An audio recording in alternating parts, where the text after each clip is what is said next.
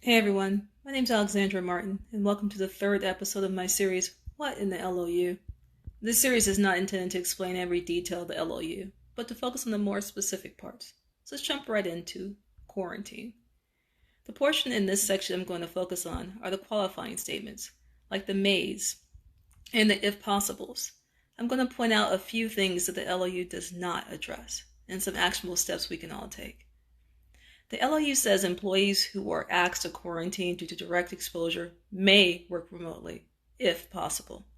At first glance, it looks like anyone who has been within 6 feet for 15 minutes of a COVID positive person will be quarantined.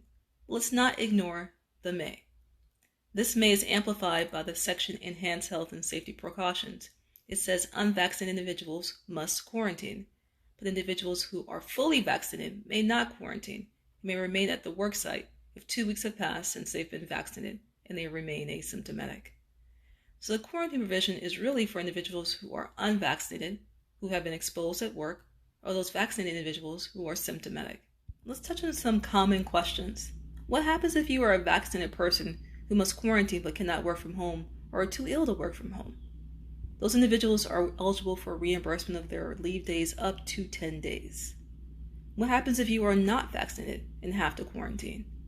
You're eligible for 10 reimbursable leave days up until September 30th, after which those individuals must use their accrued sick or personal leave.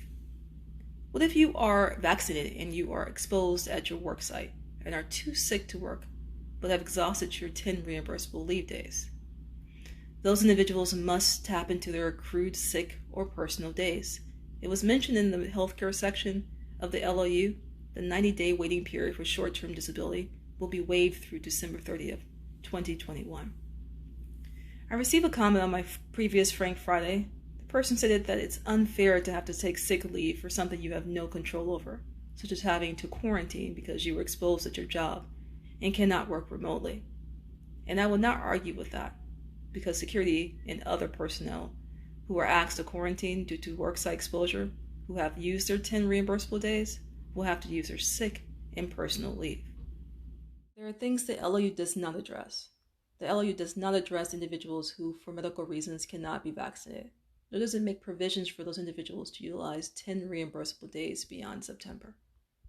The LOU does not address employees who can work remotely, being allowed to work remotely if that employee's child or dependent minor needs to quarantine due to a school site exposure. If these factors that were not included are important to you, then reach out to the board member in the district that you work in or live in prior to the next board meeting and express why this language is important and should be addressed in an LOU. I hope you enjoyed my third episode of What in the LOU. If there's any lingering questions, please feel free to leave in a comment and I'll answer them in the chat. Take care.